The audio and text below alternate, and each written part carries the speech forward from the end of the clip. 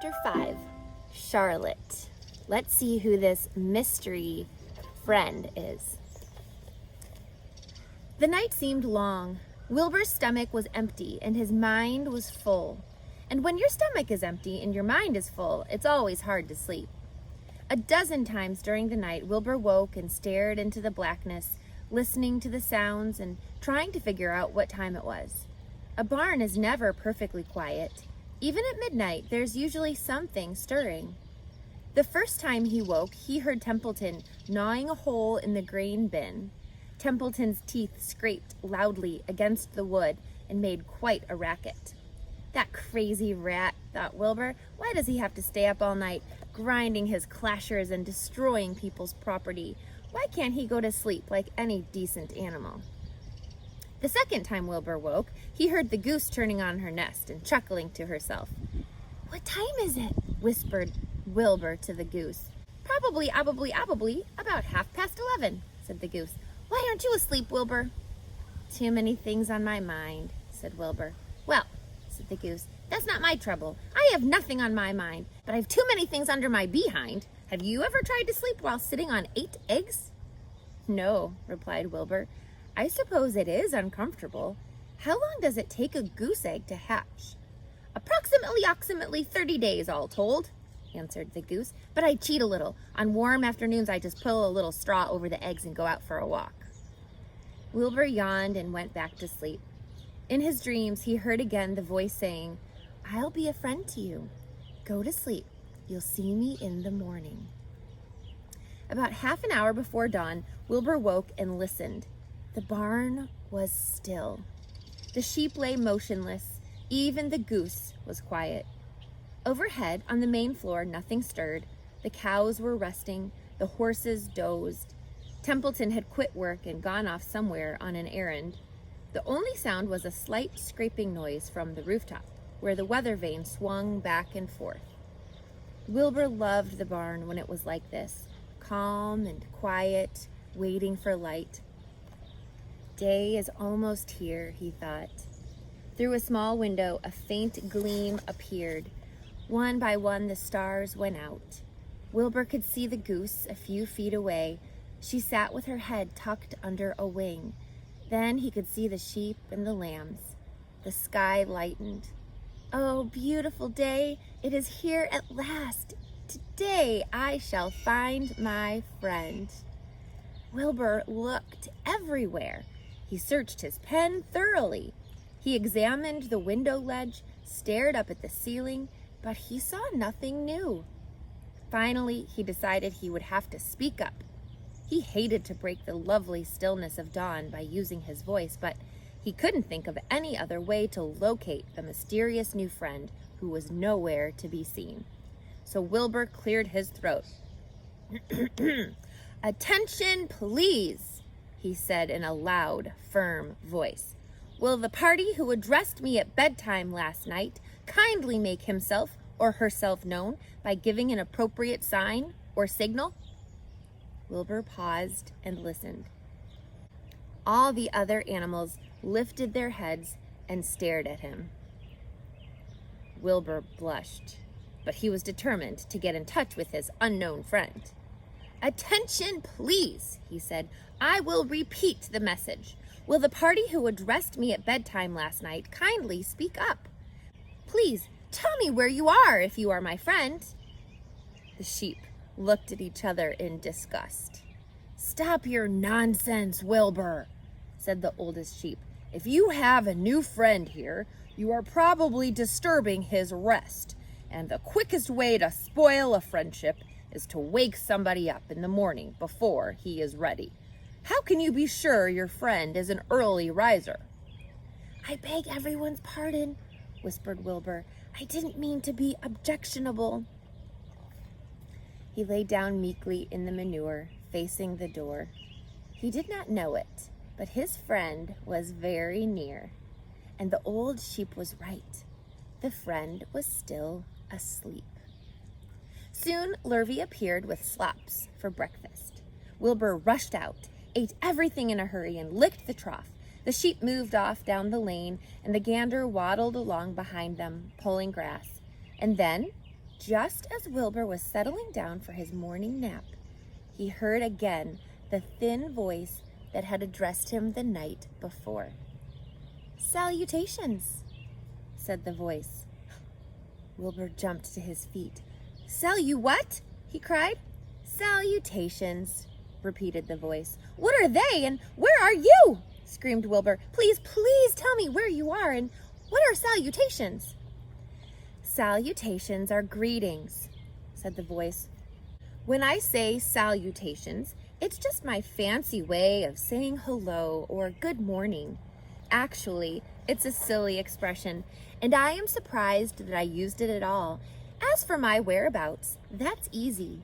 Look up here in the corner of the doorway. Here I am. Look, I'm waving." At last, Wilbur saw the creature that had spoken to him in such a kindly way. Stretched across the upper part of the doorway was a big spider web, and hanging from the top of the web, head down, was a large gray spider. She was about the size of a gumdrop. She had 8 legs, and she was waving one of them at Wilbur in a friendly greeting. "See me now?" she asked.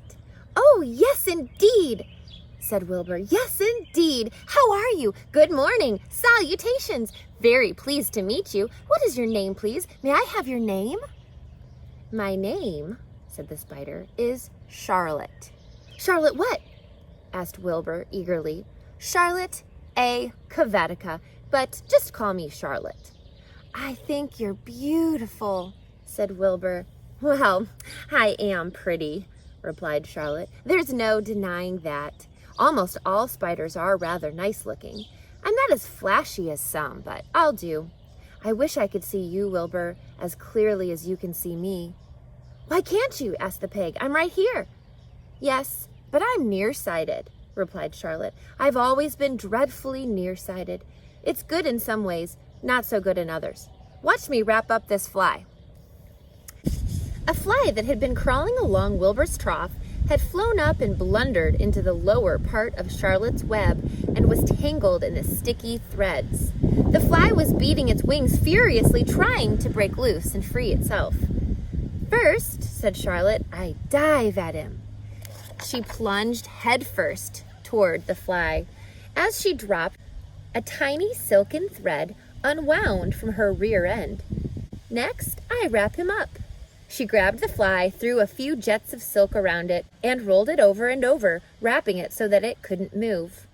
Wilbur watched in horror. He could hardly believe what he was seeing, and although he detested flies, he was sorry for this one. "There," said Charlotte. "Now I knock him out so he'll be more comfortable." She bit the fly. "He can't feel a thing now," she remarked. "He'll make a perfect breakfast for me." "You mean you eat flies?" Wilbur gasped. "Certainly. Flies, bugs, grasshoppers, choice beetles, moths, butterflies, tasty cockroaches, gnats, midges, daddy longlegs, centipedes, mosquitoes, crickets, anything that is careless enough to get caught in my web. I have to live, don't I?" "Why, yes, of course," said Wilbur. "Do they taste good?" "Delicious. Of course, I don't really eat them. I drink them, drink their blood. I love blood," said Charlotte, and her pleasant, thin voice grew even thinner and more pleasant. "Don't say that," groaned Wilbur. "Please don't say things like that." "Why not? It's true, and I have to say what is true. I am not entirely happy about my diet of flies and bugs, but it's the way I'm made. A spider has to pick up a living somehow or other, and I happen to be a trapper. I just naturally build a web and trap flies and other insects. My mother was a trapper before me. Her mother was a trapper before her.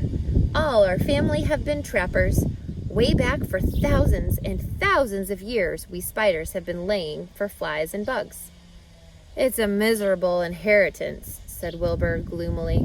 He was sad because his new friend was so bloodthirsty. "Yes, it is," agreed Charlotte, "but I can't help it. I don't know how the first spider in the early days of the world happened to think up this fancy idea of spinning a web, but she did, and it was clever of her too. And since then, all of us spiders have had to work the same trick. It's not a bad pitch on the whole. It's cruel, replied Wilbur, who did not intend to be argued out of his position. Well, you can't talk, said Charlotte. You have your meals brought to you in a pail. Nobody feeds me. I have to get my own living. I live by my wits. I have to be sharp and clever, lest I go hungry. I have to think things out, catch what I can, take what comes. And it just so happens, my friend, that what comes is flies and insects and bugs. And furthermore, said Charlotte, shaking one of her legs, do you realize that if I didn't catch bugs and eat them, bugs would increase and multiply and get so numerous that they'd destroy the earth, wipe out everything? Really? Said Wilbur. I wouldn't want that to happen. Perhaps your web is a good thing, after all. The goose had been listening to this conversation and chuckling to herself. There are a lot of things Wilbur doesn't know about life, she thought. He's really a very innocent little pig. He doesn't even know what's going to happen to him around Christmas time. He has no idea that Mr. Zuckerman and Lurvy are planning to kill him. And the goose raised herself a bit and poked her eggs a little further under her so that they would receive the full heat from her warm body and soft feathers. What? The goose just said they're planning to kill Wilbur. Why do you think the farmers want to kill Wilbur? Charlotte stood quietly over the fly, preparing to eat it. Wilbur lay down and closed his eyes. He was tired from his wakeful night and from the excitement of meeting someone for the first time. A breeze brought him the smell of clover, the sweet-smelling world beyond his fence. Well, he thought, I've got a new friend all right. But what a gamble friendship is. Charlotte is fierce, brutal, scheming, bloodthirsty, everything I don't like. How can I learn to like her, even though she is pretty and, of course, clever? Wilbur was merely suffering the doubts and fears that often go along with finding a new friend. In good time, he was to discover that he was mistaken about Charlotte. Underneath her rather bold and cruel exterior, she had a kind heart, and she was to prove loyal and true to the very end. And I think that's what a lot of us can experience when we first meet someone, especially if that person is very different than we are. Charlotte and Wilbur are very different, aren't they? Think about all the ways that Charlotte and Wilbur are different, not just different species, but even in their personality. And Wilbur is making an assumption that just because Charlotte eats bugs and sucks the blood out of them, that she's bloodthirsty and cruel. But do you think that that's a fair assumption? Do you think that that is true about Charlotte? And can she even help that? We're going to discover that Wilbur gives Charlotte more of a chance, and he realizes that his first impression is not who she really is.